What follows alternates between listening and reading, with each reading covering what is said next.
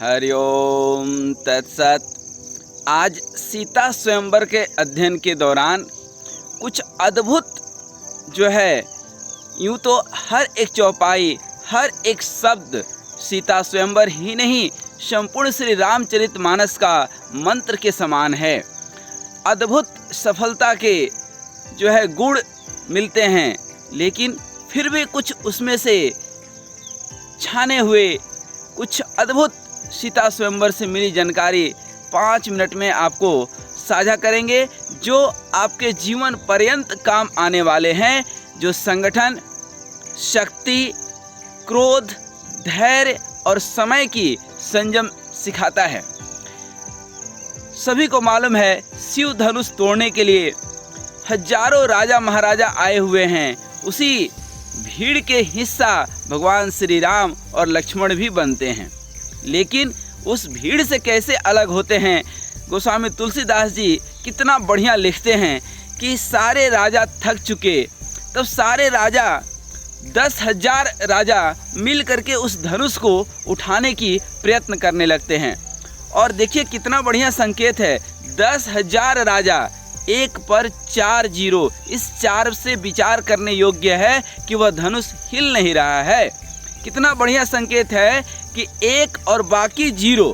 हर राजा अपने आप को 1 मानता है और बाकी को 0 मानता है। अपने आप को हीरो मानता है, बाकी को 0 मानता है। तो ऐसा कोई भी संगठन, ऐसा कोई भी संप्रदाय, ऐसी कोई भी एकता वाली ताकत जहाँ पर हर आदमी अपने आप को हीरो मानता हो, बाकी 0 मानता हो सबको, वह संगठन बहुत दिनों तक नहीं चलता है। वह नेतृत्व कभी नहीं चल सकता है, क्योंकि सब अपने आप को तो शेर ही मान रहे हैं, सब अपने आप को सवा शेर ही मान रहे हैं। जीवन में उसी संगठन से जुड़िए जहाँ सब साथ करने के लिए तैयार हों, साथ में रहने के लिए तैयार हों। ये नहीं कि कोई हमारे अंडर है, आप कहीं बॉस हैं, बहुत अच्छी बात है। ये कभी मत कहिए कि ये हमारे अंडर काम करते हैं, हमारे अंडर हमारे इतने एम्प्लॉय हैं। आपके नीचे कोई नहीं है, न कोई आपके ऊपर है, सब आपके साथ हैं। हाँ, नेतृत्व के लिए एक हायरार्की बनाना अति आवश्यक है। तो जहाँ पर वो हायरार्की मेंटेन नहीं होता है, जहाँ पर लोग एक दूसरे का रिस्पेक्ट नहीं करते हैं, अपने आप को ही हीरो मानते हैं, बाकी सबको 0, अर्थात सबके अंदर अहंकार भरा हुआ है, तो वह सब बेकार हो जाते हैं। और जब किसी से धनुष नहीं टूटा तो जनक जी इशारा करते हैं।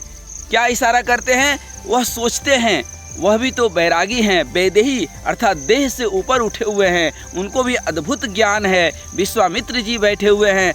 राजा जनक जी सोचे कि जिससे ये धनुष हिलना डुलना है वो तो हिल नहीं रहा है, बाद बाकी जिससे हिलना नहीं है वह तो स्थिर रह नहीं रहा है। आज समाज में भी यही हाल है। आप कहीं भी देखिए, जिससे जो काम होने वाला है वो कर नहीं रहा है, और जो जिससे होने वाला नहीं है, जिससे होने वाला नहीं है वो किए बिना रह नहीं रहा है। जिससे काम हो सकता है वो कर नहीं रहा है, अर्थात योग्य आदमी जो है साइड में खड़ा है, और अयोग्य आदमी अपने आप को योग्य घोषित करने के लिए उस काम के लिए बार बार प्रयत्न करता है, और काम कम बिगाड़ता ज़्यादा है। काम में राम नहीं है तो काम बिगड़ेगा। जहाँ काम तहाँ राम नहीं, जहाँ राम तहाँ काम नहीं। अर्थात कोई भी जब आप कार्य करते हैं, आपके अंदर कोई भी कामना है, उसमें राम को शामिल कर दीजिए और राम को समर्पित कर दीजिए। जीत तुम्हारे हाथों में, हार तुम्हारे हाथों में। जब आप भगवान श्री राम को, प्रभु को समर्पित कर देते हैं ना, तो प्रभु उस काम को जिम्मेदारी ले लेते हैं। फिर आप एक माध्यम मात्र हो जाते हैं, और आप कीजिए और देखिए कैसे सफलता मिलती है। मिली तो भी खुश, नहीं मिली तो भी खुश, क्योंकि हो सकता है कि भगवान की इच्छा हो, प्रभु की इच्छा हो, शायद इससे कुछ और अच्छा मिलने वाला हो, या ये मिल करके कुछ नुकसान होने वाला हो, इसलिए प्रभु ने नहीं दिया। तो ये भाव है। तो अब जनक जी सोचते हैं कि भगवान श्री राम से ये धनुष हिलना है, और भगवान श्री राम हिल डुल नहीं रहे हैं। शिव धनुष श्री राम से उठने वाला है, श्री राम ही नहीं उठ रहे हैं, तो श्री राम कैसे उठेंगे? ध्यान दीजिएगा, श्री राम क्या हैं? ज्ञान के प्रतीक हैं, और लक्ष्मण जी क्या हैं? वैराग्य के प्रतीक हैं। जनक जी के दृष्टिकोण में जब तक जीवन में वैराग्य नहीं होगा, ज्ञान नहीं आएगा। तो वैराग्य पहले खड़ा हो। श्री लक्ष्मण जी डंडा हैं, श्री राम जी झंडा हैं। अब श्री राम जी झंडा हैं तो झंडा कितना भी अच्छा क्यों ना हो, डंडा के बिना उसका कोई अस्तित्व नहीं है। क्या होगा झंडा? जब डंडा ही नहीं रहेगा तो आप कहाँ लहराएंगे झंडा? फिर सवाल दूसरी आती है कि झंडा जो है क्या है? आस्था की प्रतीक है, श्रद्धा के प्रतीक है, विश्वास के प्रतीक है। और डंडा क्या है? व्यवस्था का प्रतीक है। तो जहाँ पर व्यवस्था होती है अच्छी, वहीं पे आस्था होती है। बिना व्यवस्था का आस्था बेकार है। तो पहले व्यवस्था पहले देखें, अर्थात पहले डंडा खड़ा हो तब तो झंडा को खड़ा करेंगे। तब जो है लक्ष्मण जी को खड़ा कैसे किया जाए? तो जनक जी जानते हैं कि लक्ष्मण जी के अंदर यदि क्रोध जगाया जाए, क्योंकि सिर्फ इस धरती पर एक लक्ष्मण जी ही हुए जो क्रोध में भी होश पूर्वक रहते थे। क्योंकि अन्यत्र आदमी आप भी देखेंगे, जब क्रोध आती है तो ज्ञान सिमट जाता है, क्रोध आता है तो बुद्धि और विवेक मर जाती है। क्रोध में हम कहाँ कब कैसे बोल जाते हैं, क्या क्या कर जाते हैं, बाद में पछतावे के अलावा कुछ नहीं होता है। काश हम सबका क्रोध भी भगवान श्री राम के भ्राता श्री लक्ष्मण के जैसा हो। कैसे? जब जनक जी ने कहा कि इस धरती से लगता है क्षत्रिय मिट चुके हैं, क्रोध आया लक्ष्मण जी को, लेकिन क्रोध में वो खड़े तो हो गए, बोल कुछ नहीं रहे हैं, भगवान श्री राम की ओर देख रहे हैं। यही होता है, क्रोध आए तो हम मंदिर थोड़े ही जाते हैं, लेकिन लक्ष्मण जी क्या कर रहे हैं कि भगवान श्री राम के चरणों में झांक रहे हैं। ज्ञान के प्रतीक श्री राम अपने प्रभु का पहले आशीर्वाद लेते हैं कि मैं बोलूं या न बोलूं। देखिए कितनी अद्भुत बात है। यदि हम भी ऐसा कर सकें कि क्रोध आए तो हम अपने माता पिता, बड़े भ्राता या किसी से सलाह ले पाए कि हमको क्रोध करना है या नहीं, या हम क्रोध तो आ गया है, हमें बोलना है या नहीं बोलना है। कितनी अद्भुत बात है।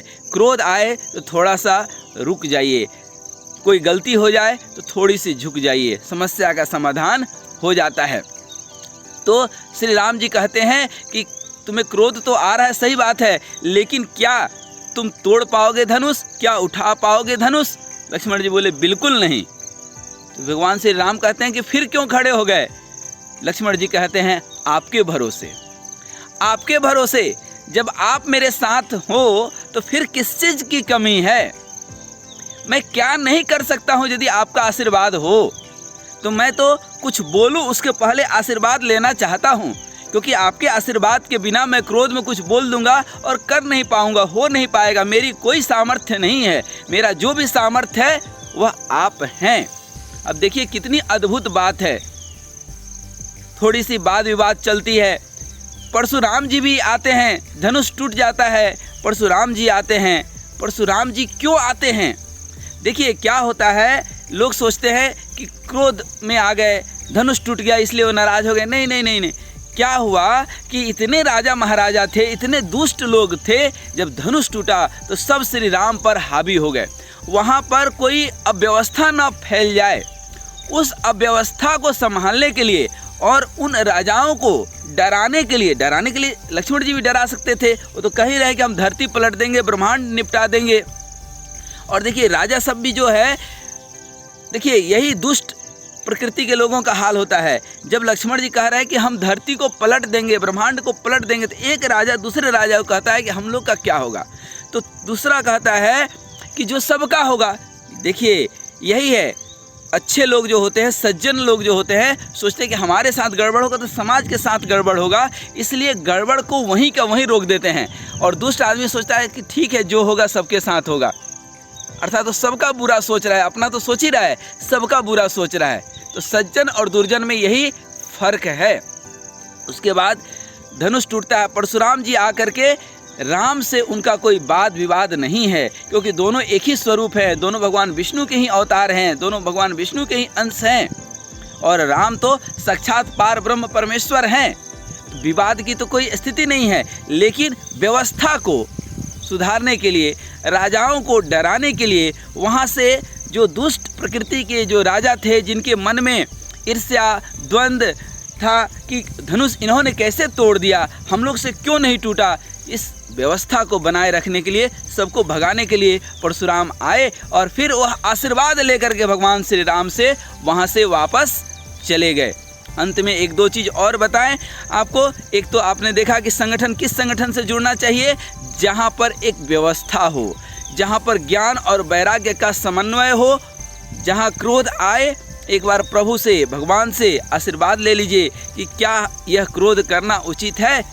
क्रोध में कोई भी निर्णय लेने के पहले ज्ञान, भगवान श्री राम के चरणों में लक्ष्मण जी झांक रहे हैं, अर्थात ज्ञान के प्रति। तो ज्ञान जो है रहे, लोक व्यवहार में क्रोध कई बार जरूरी हो जाता है, लेकिन ज्ञान के साथ होश पूर्वक, ऐसा नहीं कि बेहोशी पूर्वक।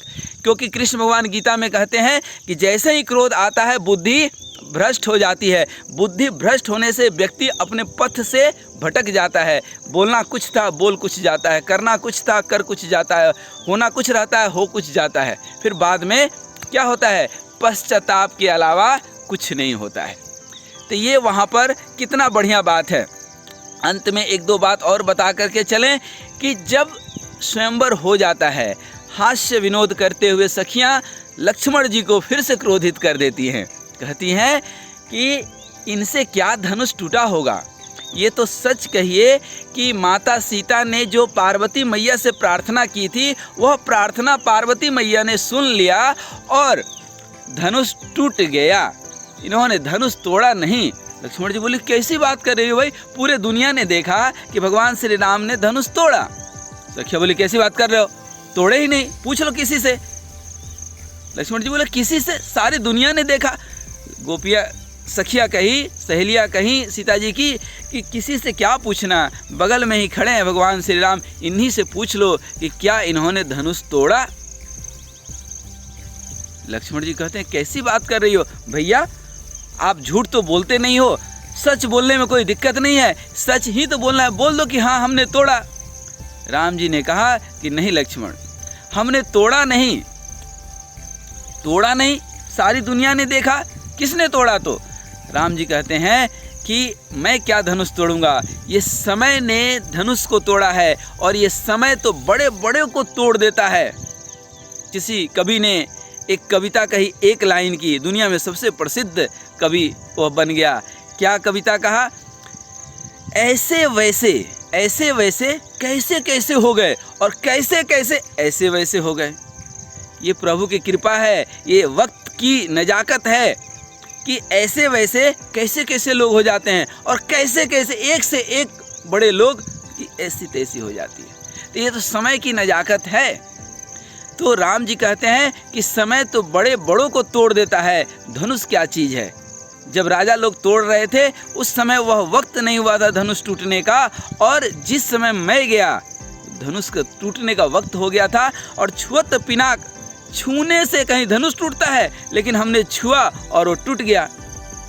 देखिए कितनी अद्भुत बात है। विश्वामित्र जी यही तो कहते हैं, जब कोई नहीं तोड़ पाया तो विश्वामित्र जी शुभ समय, विश्वामित्र शुभ समय जानी, शुभ समय जान करके कहा कि राम उठूं राम भंजहूं चापा, अर्थात हे राम अब उठो और धनुष पर जो है चाप चढ़ाओ। तो कहने का मतलब क्या है कि सही समय का, सही वक्त का इंतजार कीजिए, जीवन में धैर्य रखिए। अभिमान किसी चीज़ का नहीं। क्रोध आए तो एक बार ज्ञान अर्थात भगवान श्री राम की तरफ, उनके चरणों में झांक लीजिए। माता सीता क्या है, भक्ति की प्रतीक है। भगवान श्री राम क्या हैं, ज्ञान के प्रतीक हैं। और लक्ष्मण जी क्या हैं, वैराग्य के प्रतीक है। तो जहाँ पर वैराग्य और ज्ञान होता है, पहले वैराग्य उसके बाद ज्ञान और तब भक्ति की प्राप्ति होती है। ये जीवन का सामंजस्य है। और जिसके जीवन में सीता, राम और लक्ष्मण अर्थात भक्ति, वैराग्य और ज्ञान तीनों आ गए, सरल सीता, राम से लक्ष्मण, अर्थात भक्ति, वैराग्य, स से सीता भक्ति, र से राम ज्ञान और ल से लक्ष्मण वैराग्य। अर्थात जिसके जीवन में सीता, राम और लक्ष्मण अर्थात भक्ति, ज्ञान और वैराग्य तीनों आ गया, उसका हृदय क्या हो गया? सरल हो गया। और यही भगवान श्री राम कहते हैं कि निर्मल जन मन सो मोहि पावा। निर्मल अर्थात यही सरल हृदय, जिसके हृदय में सीता, राम, लक्ष्मण, हनुमान जी की तरह जिसने तीनों को बिठा लिया, भक्ति को, ज्ञान को, वैराग्य को, वह हृदय सरल हो गया और वही प्रभु को प्राप्त करता है। प्रभु उसके हृदय में निवास करते हैं। हरि ओम तत्सत, हरि ओम तत्सत।